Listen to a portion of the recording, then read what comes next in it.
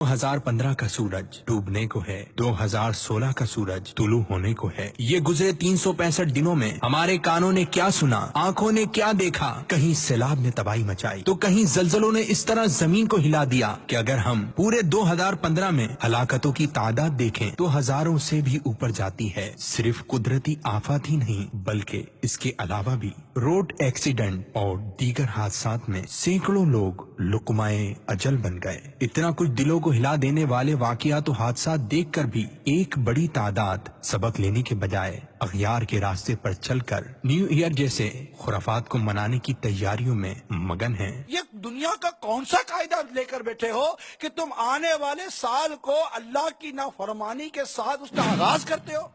हम अपने कल्ब का इत्मीनान, अपना आराम और अपना सुकून, अपनी राहत को अल्लाह की नाफरमानी में ढूंढ रहे हैं। ये हमाकत है।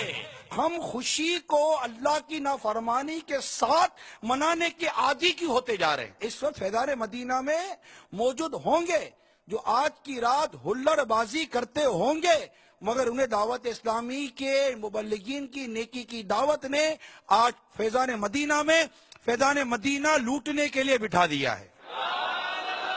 ये सब और बहुत कुछ जानने के लिए देखिए 31 दिसंबर 2015 सीनी ईस्वी बरोज जुमेरात बाद नमाज मगरिब हफ्तावार सुन्नत भरे इज्तिमा में मुबल्लिग दावत इस्लामी और निगरान मरकजी मजलिस शूरा हजरत मौलाना अबू हामिद हाजी मोहम्मद इमरान अत्तारी मुद्दा जिल्लुल आली का सुन्नत भरा बयान, जिसका मौजू है जश्न किस चीज का, बराह रास्त टेलीकास्ट मदनी चैनल पर।